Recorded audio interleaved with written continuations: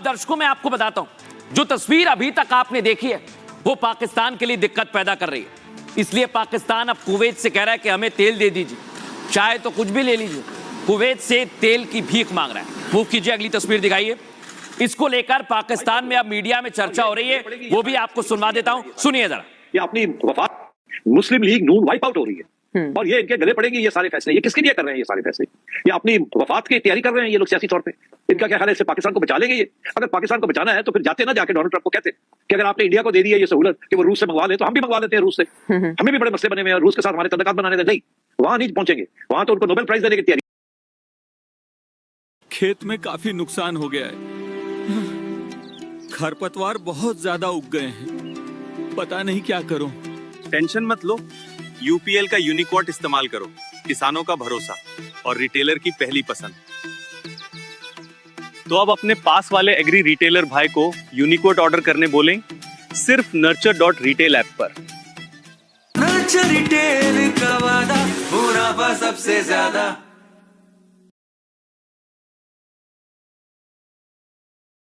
एटा में gas pipeline में विस्फोट कर उड़ा दिया गया है। बलूच विद्रोहियों ने गैस पाइपलाइन पर हमले की जिम्मेदारी ली है। इस धमाके के बाद दक्षिणी पाकिस्तान में गैस सप्लाई रुक गई है। करीब 5 जिलों में इस पाइपलाइन से गैस पहुंचती थी। पाक को तेल रिफाइनरी पर ड्रोन हमले का डर भी सता रहा है, इसलिए सेना ने काउंटर ड्रोन यूनिट को एक्टिवेट कर दिया है। आपको बताएं, तहरीक तालिबान यानी टीटीपी के डर से ऐसा किया गया है। और पाकिस्तान स्टेट ऑयल पर हमले के फिराक में टीटीपी के लड़ाके। ये पाकिस्तान का सबसे बड़ा एनर्जी इंफ्रास्ट्रक्चर है। पीएसओ पर हमला हुआ तो पाक में पूरा सिस्टम तबाह हो जाएगा। और तेल का स्टॉक अब पाकिस्तान के पास कुछ दिनों का बचा है। ब्लैकआउट से बचने के लिए अब कुवैत से तेल की भीख मांग रहा है पाकिस्तान। और पाकिस्तान ने कुवैत से डीजल और जेट ईंधन की मांग की है। दर्शकों, जानकारी यह भी है कि अमेरिका की चापलूसी से ईरान अभी पाकिस्तान से नाराज है और इसी वजह से पाकिस्तान खाड़ी देश की शरण में पहुंच गया है और उनसे तेल मांग रहा है। सुनवाता हूं आपको क्या कुछ कहा गया है। सिंध काबीना का इजलास हुआ वजीर आला सिंध सैयद मुराद अली शाह साहब की सदारत में और उसमें ये फैसला किया गया है कि कोई भी आउटसाइड बजट जो है वो महकमे फिलहाल कोई भी आउटसाइड बजट जो है फिलहाल कोई भी महकमा जो है कोई रिक्वेस्ट ना भेजे। सरकारी गाड़ियों का कम से कम इस्तेमाल, पब्लिक के लिए भी ये कि जी ऐसे ट्रिप्स जो है उसको अवॉइड करें जिसको आप सिर्फ और सिर्फ तफरीही बिना पे आप यूज करते चलें। तो जो डीजल जो आपका वो तारीख की बुलंद तरीन सतह पे जो है।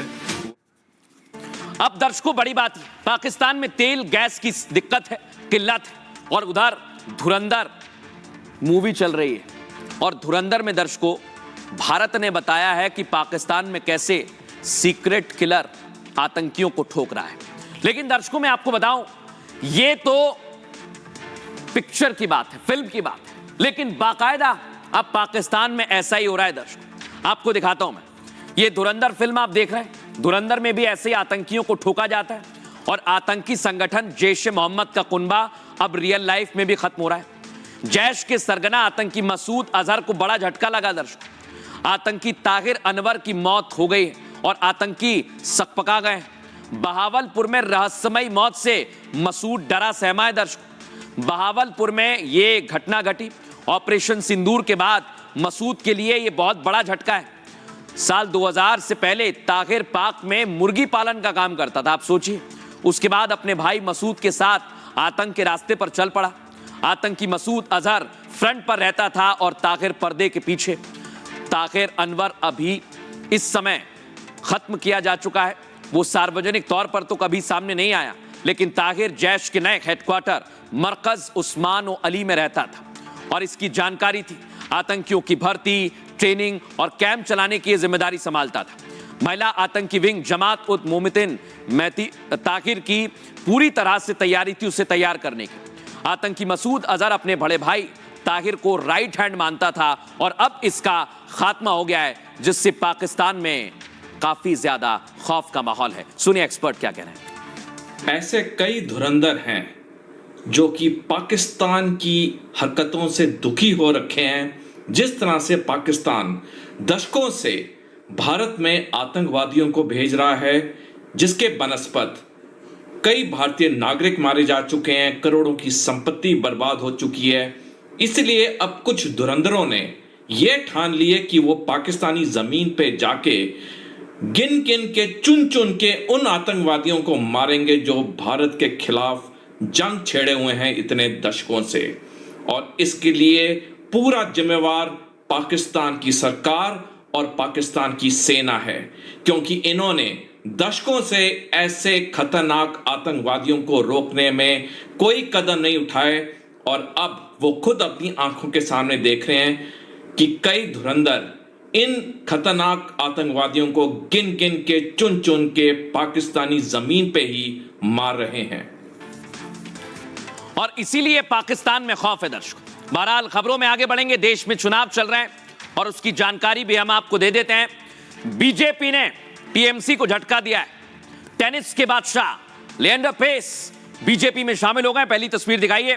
इधर प्रधानमंत्री नरेंद्र मोदी लगातार चुनावों में रैलियां कर रहे हैं और उनके सामने बंगाल में ममता बनर्जी हैं, तो असम में सरकार बनाने की बीजेपी के सामने चुनौती है। मूव कीजिए। और बंगाल में पूरी ताकत जुटा दी है बीजेपी ने। मंत्री किरण रिजिजू ने आज लिएंडर पेस को अपनी पार्टी में शामिल कराया और इसके लिए अब कहा जा रहा है कि इस समय ममता बनर्जी और टीएमसी की दिक्कत बढ़ने वाली है। ममता बनर्जी की पार्टी को तगड़ा झटका लगा है। आपको बताते हैं दर्शकों, ममता बनर्जी की मुश्किल ऐसी बढ़ी है कि खेत में काफी नुकसान हो गया है। खरपतवार बहुत ज्यादा उग गए हैं, पता नहीं क्या करूं। टेंशन मत लो, यूपीएल का यूनिकॉर्ट इस्तेमाल करो। किसानों का भरोसा और रिटेलर की पहली पसंद। तो अब अपने पास वाले एग्री रिटेलर भाई को यूनिकोड ऑर्डर करने बोलें सिर्फ nurture.retail ऐप पर।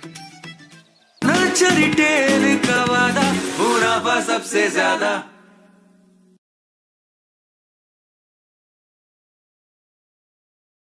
में शामिल होने के बाद लगभग वो गायब थे। खबर है कि लिएंडर पेस विधानसभा का चुनाव लड़ेंगे। आपको जानकारी दे दें, 1996 ओलंपिक में कांस्य पदक विजेता हैं लिएंडर पेस। तब 44 साल बाद किसी भारतीय को पदक मिला था। आपको यह भी बताएं, एशिया में ओलंपिक पदक जीतने वाले वो पहले खिलाड़ी बने थे। इससे पहले किसी ने टेनिस में ओलंपिक पदक हासिल ही नहीं किया था। उनकी गिनती दुनिया के सबसे सफल डबल्स खिलाड़ियों में होती है और उनके पिता 1972 में ओलंपिक में मेडल जीतने वाले हॉकी टीम में शामिल थे। आपको जानकारी यह भी दे दें, उनकी मां 1980 में एशियाई बास्केटबॉल चैंपियनशिप टीम की कप्तान थी। इसलिए लिएंडर अपने स्पोर्टिंग दिनों में बेहद कामयाब रहे। वो 8 डबल्स ग्रैंड स्लैम और 10 मिक्स्ड डबल्स ग्रैंड स्लैम जीते हैं।